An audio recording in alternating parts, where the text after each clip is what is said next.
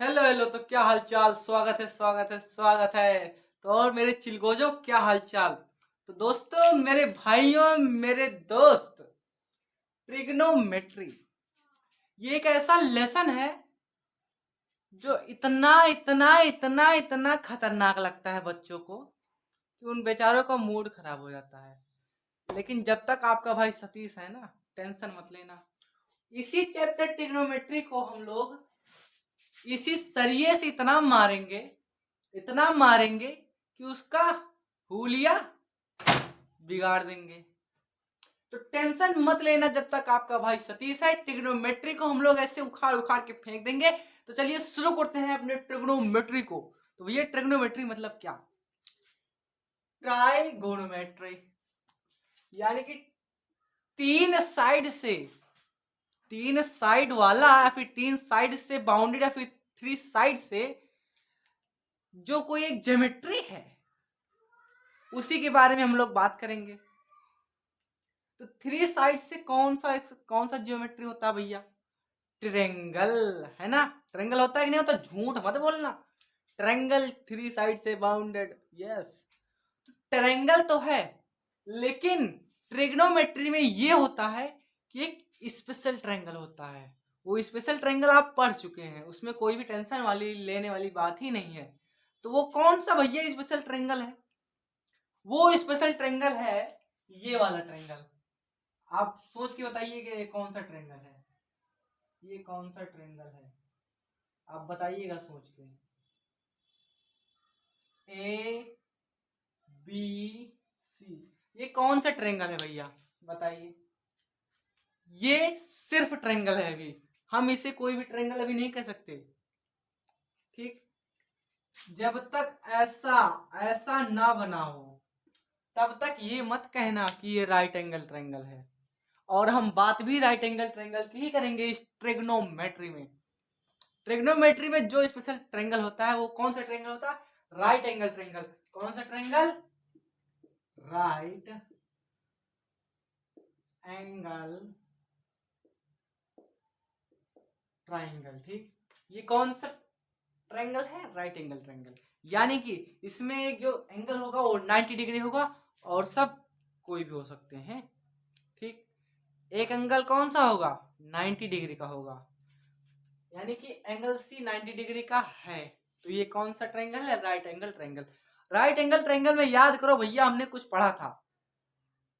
पढ़ा था कि भैया, हमने ये पढ़ा था कि बेस तो बदल सकते हैं, लेकिन एक होता है हाइपोटेनस। हाइपोटेनियस बोले या फिर हाइपोटेनस बोलो, वो नहीं चेंज होता है। वो क्या होता है? फिक्स होता है। क्यों होता है? देखो भैया, इधर से हम रखेंगे तो एक बेस हो गया, और इधर से ऐसे घुमा के रख देंगे तब भी बेस होगा, है ना? लेकिन इसको ऐसे घुमा के रखेंगे तो बेस तो होगा, लेकिन जो एंगल होगा वो ऊपर वाला एंगल होगा। जो राइट एंगल ट्रायंगल जो हमें बनाना है, उसका जो 90 डिग्री होगा वो बेस से कनेक्टेड होना चाहिए। किससे? बेस से कनेक्टेड होना चाहिए। अगर हम हाइपोटेनस के जरिए से रखें तो क्या होगा? देखो, हाइपोटेनस ऐसे ऐसे, यहां पे हमारा 90 डिग्री बनेगा। और सोच के देखो, ये बेस से कहीं कनेक्टेड है?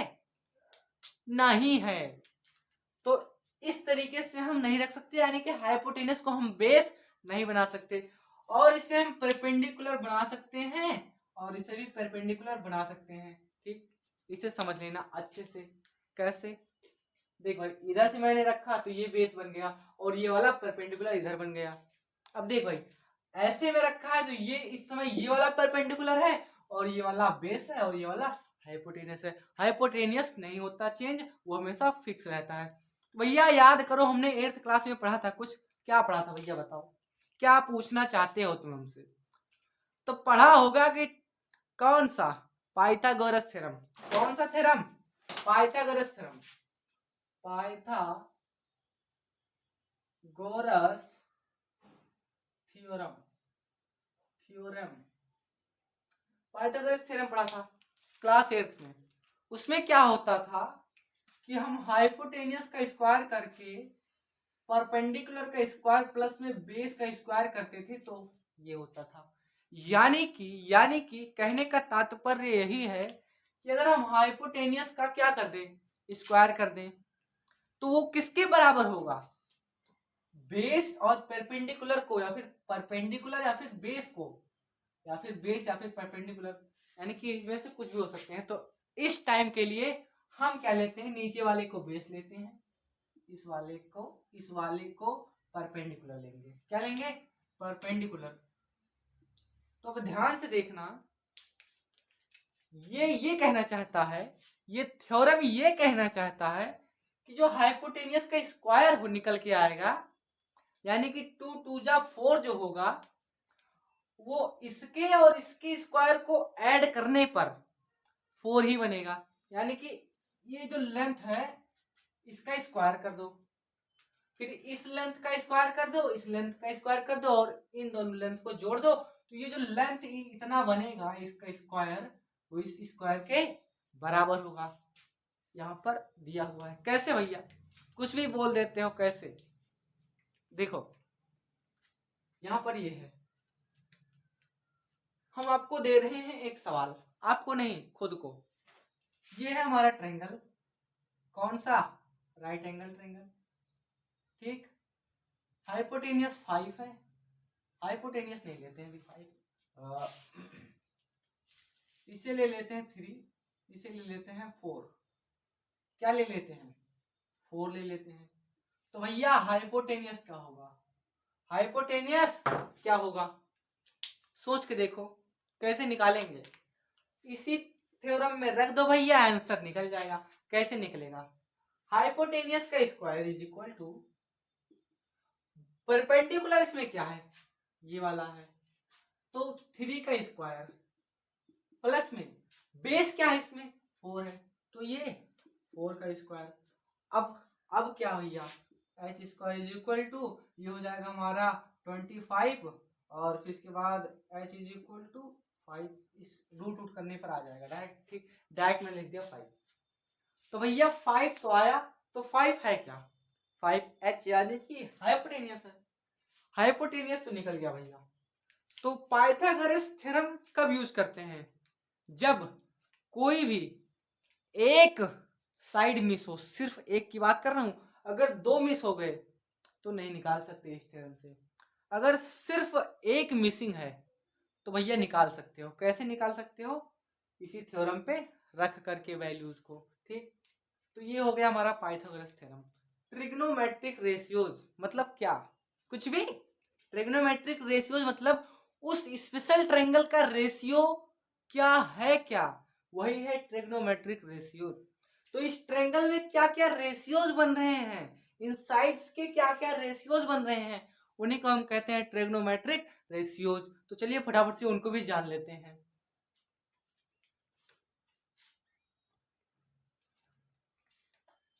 इन ट्रायंगल्स के साइड्स की रेशियो क्या क्या हो सकती है, देखो भाई, परपेंडिकुलर अपॉन में हाइपोटेनस लिख सकता हूं, यानी कि पी अपॉन में एच लिख सकता हूं, और क्या लिख सकता हूं, बी अपॉन में एच भी लिख सकता हूं भैया, ठीक है। बी अपॉन में एच यानी कि बेस अपॉन में हाइपोटेनियस। और क्या लिख सकता हूं, और लिख सकता हूं पी अपॉन में बी लिख सकता हूं, लिख सकता हूं कि नहीं लिख सकता हूं, पी अपॉन में बी लिख सकता हूं, ठीक है भैया लिख सकता हूं। और मैं ये भी कर सकता हूँ सबका उल्टा, एच अपॉन में पी लिख सकता हूँ, लिख सकता हूँ कि नहीं लिख सकता हूँ, लिख सकता हूँ। और क्या लिख सकता हूँ, एच अपॉन में बी लिख सकता हूँ, एच अपॉन में बी लिख सकता हूँ। और क्या लिख सकता हूँ, बी अपॉन में पी लिख सकता हूँ, बी अपॉन में पी लिख सकता हूँ, ठीक। इससे ज्यादा और कोई रेशियोज बनेंगे ही नहीं, यानी कि 2 2 4 2 6 6 रेशियोज इन ट्रायंगल्स के साइड्स में बनेंगी, ठीक। इन्हीं ट्रायंगल्स के रेशियोज को हमें याद करना रहता है, वो भी थोड़े से अच्छे वे में। कैसे अच्छे में भैया, कुछ बताओ अच्छे वे में मतलब। अब इनको रटना कैसे रट सकते हैं, इन सबको ऐसे रटेंगे, देखिए साइन कॉस, और क्या भैया, साइन कॉस टैन कॉट, और कॉसेक सेक, ये थे इन कंडीशन वाइज। जैसे पीएच एक अलग कंडीशन है कि नहीं है, इसके अलावा और कहीं पीएच है? नहीं हो सकता, सिर्फ एक ही पीएच हो सकता है। तो इसको, इस कंडीशन के लिए हम पीएच को साइन थीटा बोलेंगे। और बीएच, बीएच और कहीं है भैया? नहीं है, नहीं है भैया, नहीं है, सिर्फ ये यूनिक रेशियो है इस ट्रायंगल के लिए। तो इस यूनिक कंडीशन के लिए क्या होगा? कॉस थीटा होगा। और भैया पीबी, पीबी मतलब क्या भैया? कुछ भी। पीबी मतलब क्या? पीबी होता है एक यूनिक रेशियो इस ट्रायंगल के लिए। तो इसके लिए भी कोई कंडीशन बनेगा, तो इसको हम बोलेंगे tan थीटा। अब अब अब है cos थीटा। cos थीटा होता है ये भी एक यूनिक है, इसलिए cos थीटा बी अपॉन में पी। cos नहीं, cot थीटा, cos तो इधर ही हो गया था। cot थीटा बी अपॉन में पी। और भैया cosec थीटा क्या होगा? cosec थीटा, इस वाले कंडीशन को cosec थीटा कहते हैं। एक ये अलग कंडीशन है h अपॉन में p, और h अपॉन में p ये भी एक यूनिक कंडीशन है इस ट्रायंगल के साइड्स के लिए। तो इसका भी एक नया नेम, क्या? sec theta. तो इन्हीं को हम याद कैसे करें? sec, cot, tan, tin, tan सब कैसे याद करें भैया? क्या दिमाग में भर ही नहीं रहा? तो इसके लिए क्या है? ट्रिक। क्या है? ट्रिक। पहले तो अच्छे से लिख लो। ये है साइन थीटा, ये है कॉस थीटा, ये है tan थीटा, ये है कॉस थीटा, ये है sec थीटा, ठीक। और ये है cosec थीटा, cosec थीटा क्या है? cosec थीटा भैया याद कर लेना। अब याद कैसे करें, वही तो प्रॉब्लम है। याद कर लेना, भैया ने तो कह दिया याद कर लेना। तो इसके लिए कई सारे ट्रिक्स हैं, लेकिन मैं सिर्फ आपको 2 ट्रिक्स बताऊंगा, जो भी आपको अच्छा लगे याद कर लेना। लेकिन सेकंड वाला आपको ज्यादा अच्छा लगेगा।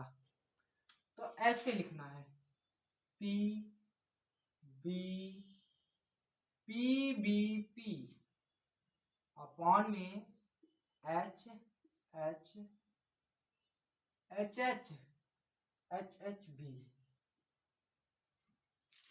ये रहे हमारे याद करने के ट्रिक्स। अब भैया क्या ट्रिक्स, क्या ट्रिक्स ट्रिक्स, हमें कुछ समझ में नहीं आ रहा क्या कह रहे हो।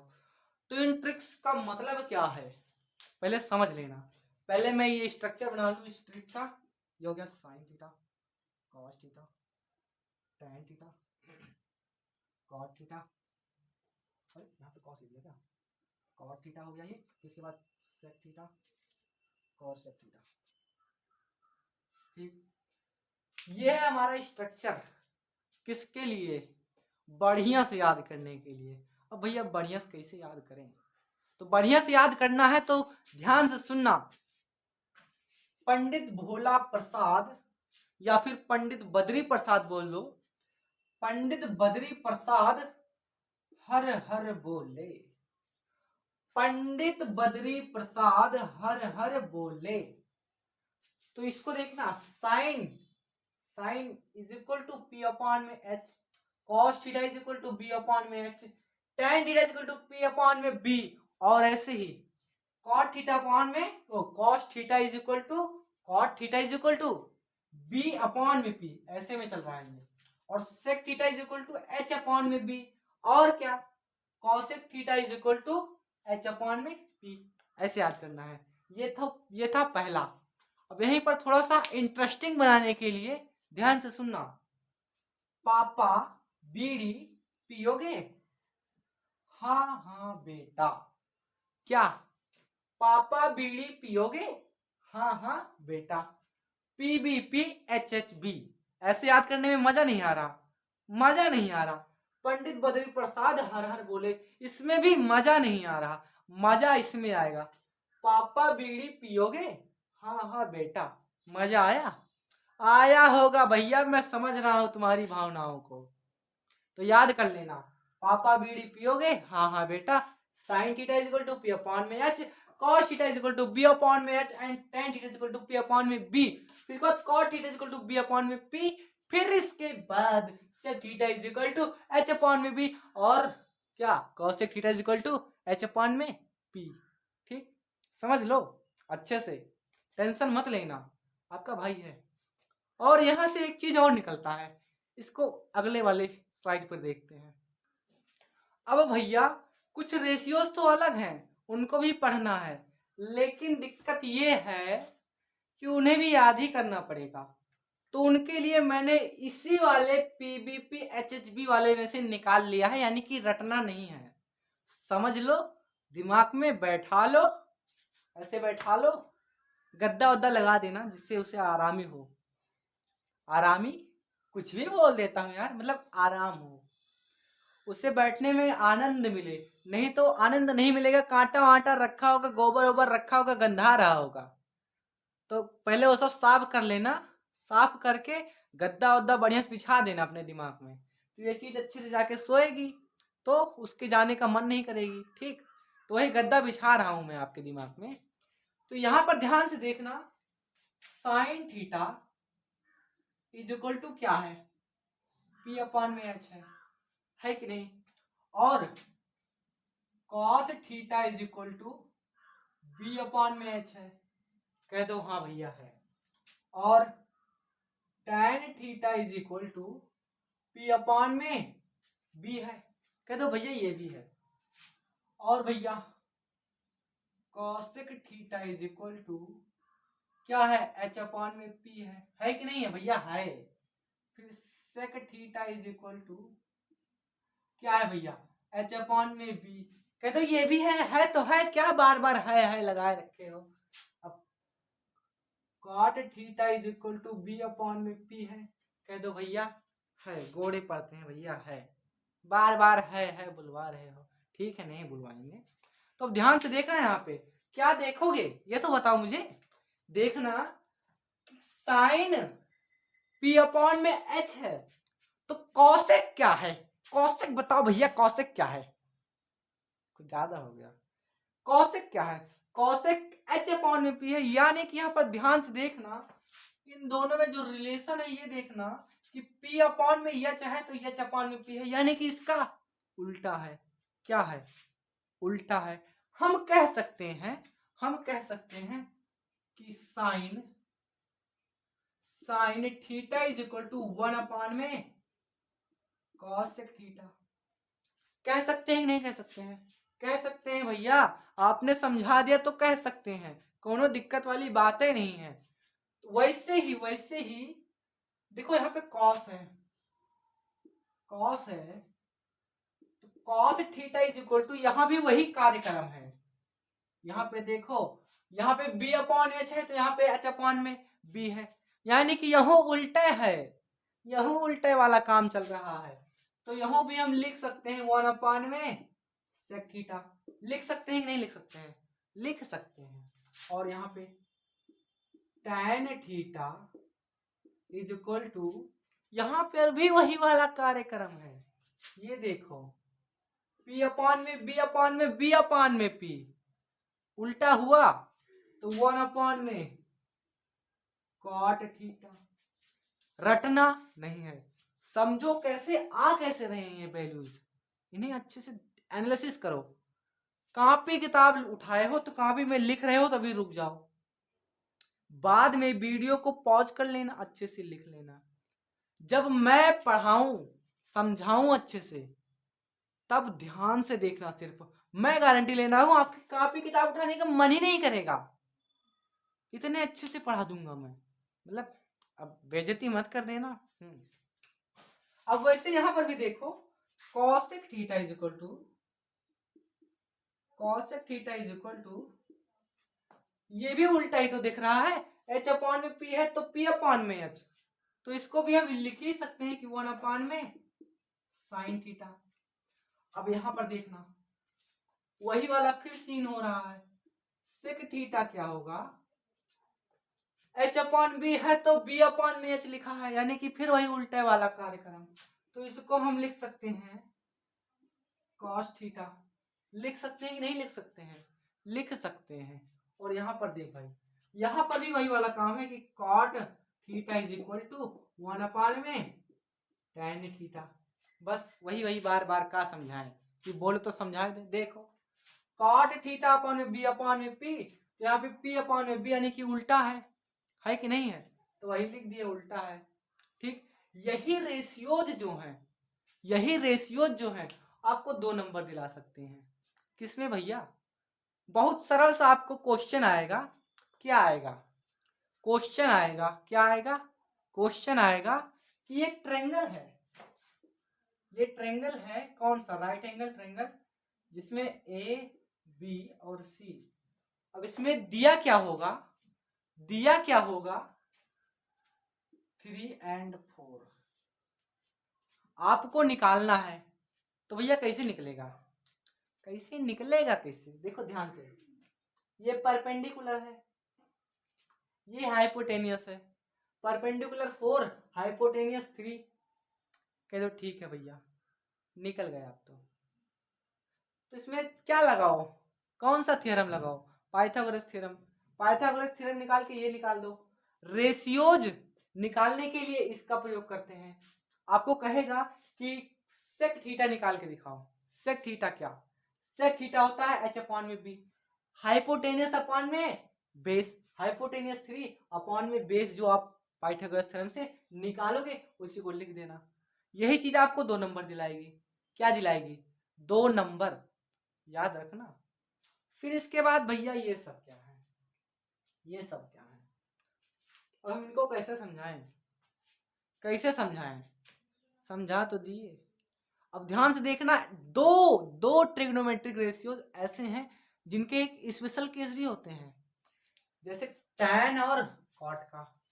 हम tan के लिए ये भी लिख सकते हैं कि sin थीटा अपॉन में cos थीटा, और इसके लिए हम लिख सकते हैं cos थीटा अपॉन में sin थीटा, क्योंकि ये जस्ट इसका अपोजिट है। ठीक भैया, ये कैसे आया? अब इसे भी समझाओ तो समझाओ, बस हम कुछ नहीं जानते, हम रटेंगे नहीं। अब कह दिए तो चलो, दिक्कत काहे लेते हो यार? मैं हूं तो दिक्कत की बात की। देख भाई, साइन थीटा क्या होता है? इसे मिटा दो। साइन थीटा क्या होता है? साइन थीटा हमने पढ़ा, ऊपर साइन है, साइन थीटा अपॉन में कॉस थीटा। देख भाई, साइन का क्या है? साइन का पी अपॉन में एच, एंड कॉस का क्या है? कॉस का क्या है भैया? बताए रहो यार, पी अपॉन में एच। तो एच से एच यहाँ पे उड़ गया, एच से एच उड़ गया। अब यहाँ पर बना क्या? यहाँ पर बना P अपॉन में B। तो P अपॉन में B कहाँ पे है? ये देखो P अपॉन में B, P अपॉन में B यानी कि tan थीटा। तो हम साइन अपॉन में cos थीटा लिख सकते हैं। ठीक, अब भैया ये cos अपॉन में sin थीटा कैसे लिख सकते हैं? इसे भी देख लो, हड़बड़ाना नहीं। देख भाई, हम cos थीटा को क्या लिख सकते हैं? cos थीटा को लिखा है b अपॉन में h, और sin थीटा यानी कि p अपॉन में h। तो h से h कैंसिल, हमें मिला क्या? हमें मिला b अपॉन में p। तो भैया b अपॉन में p होता क्या है? cot थीटा होता है कि नहीं? देख लो भाई, b अपॉन में p। ठीक, तो ऐसे ये दोनों भी निकल गए। अब इनको रट लेना अच्छे से। अब ध्यान से सुनो, दोबारा अगर रटे ना तो वही जो ट्रिग्नोमेट्री को जिससे मार रहे थे शुरुआतवा में, वह उठाएंगे फिर दे दनादन। तो कोई बात नहीं, अच्छे से पढ़ लेना। ये चीज जो था यो इंट्रोडक्शन के लिए था, बस खाली एक ट्रिग्नोमेट्री का इंट्रोडक्शन था। तो आप जिससे पढ़ रहे हैं, यानी कि अपने भैया से जो पढ़ रहे हैं, आपको पक्का लगा होगा भैया ट्रिग्नोमेट्री तो गया। अब इसका हम खत्म कर देंगे। क्या? पूरा एक्सरसाइज। टेंशन मत लेना, ट्रिग्नोमेट्री सिर्फ एक्सरसाइज खत्म करने से नहीं आती है, उसको प्रैक्टिस करना पड़ता है, इतना प्रैक्टिस करना पड़ता है कि दिमाग में बैठ जाए। इसे रटना कहते हैं। प्रैक्टिस करना मतलब हर कंडीशनल सवाल लगाना, उसके 2 से 3 सवाल। तो मैं अब से जो भी लेक्चर लूंगा वो सिर्फ प्रैक्टिस बेस होंगे, वो भी क्वेश्चन के। आप हर एक लेक्चर को देखिएगा, नहीं तो सिर्फ इतना ही देखेंगे तो आपको ओवरव्यू मिलेगा, सिर्फ क्वेश्चंस आपको समझ नहीं आएंगे, आपको फॉर्मूलाज याद हो जाएंगे बस। तो आपको करना क्या है, अच्छे से इस लेक्चर को पढ़ना है। आगे जो लेक्चर्स आएंगे 2, 3, 4, इससे अच्छे से पढ़ना है आपको, ठीक। तो चलिए पढ़ते रहिएगा, मेहनत करते रहिएगा, बस भूलना नहीं, big dream hard work and never give up. अरे यार मैं एक कहानी सुनाने वाला था आपको, सुना दूं क्या? उससे एक शिक्षा भी मिली थी मुझे। क्या हुआ था कि एक मेरा दोस्त था, उसने मुझे क्या कहा कि चलो भैया तुम्हें अपने घर घुमा ले आए। उसके घर का रास्ता मुझे नहीं पता था, लेकिन वो मुझे ले गया। अब सोचो हुआ क्या कि उसका घर लगभग 200 मीटर दूर है और मुझे 200 मीटर पहले ही छोड़ के भाग गया। उसका मुझे घर भी नहीं पता कहाँ पे है, और मैं जिस गली में चला गया उस गली का रास्ता ही मुझे नहीं पता। अब मैं घर जा ही नहीं पा रहा हूँ, रो रहा हूँ, इधर उधर रो रहा हूँ।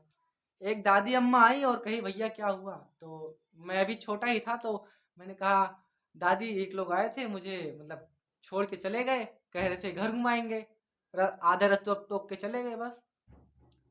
तो हमारा पोपट हो गया वहाँ पे। तो दादी अम्मा हमें बिठाई, खाना वाना खिलाई बढ़िया से, हम छोटे थे खाते गए, 2-3 बार खाए बढ़िया से, डकार वकार लिए भड़ाभड़ खाए। फिर दादी अम्मा गई छोड़ के आई रोड तक, और हम घर तक नहीं ले जाने दिए उनको। हम कहे यार अभी घर तक जाएंगे तो बड़ी बेइज्जती होगी कि ये लड़का भूल गया था। हमने घर में किसी को भी नहीं बताया था, लगभग 2 से 3 साल बाद बताया था, और फिर इसके बाद उस पर गौर किया कि मैंने किया क्या था। तो दिक्कत वहां पर यह थी कि हम क्या करते हैं, गलती क्या करते हैं कि हम बिना उस रास्ते को जाने ही उस पर चलने लगते हैं। तो वो हमारे लिए क्या करता है, प्रॉब्लम खड़ी कर देता है। तो हमें भी यही क्या करना चाहिए कि हम जिस रास्ते को जानते हैं उसी पर चलें, ठीक। और कुछ लोग होंगे कहेंगे कि जो रास्ता बनाए वही इंसान है, बनाए रास्ते पे तो सब चलते हैं। तो उनको मैं कह देना चाहता हूं, बनाए रास्ते पर तो चलो, लेकिन उस बनाए रास्ते पर जो कांटे हैं उनको दूर करते चलो। यानी कि हर उस प्रॉब्लम को दूर करते चलो, उसी बनाए रास्ते पर चलो, लेकिन जहां तक वो एंड पॉइंट है, जहां तक वो पुराने लोग गए हैं, उनसे और आगे तक जाओ। ये बात है। तो चलिए पढ़ते रहिएगा, मेहनत करते रहिएगा, हम लोग तो मिलते रहेंगे बार बार अगले लेक्चर में। तो बाय बाय।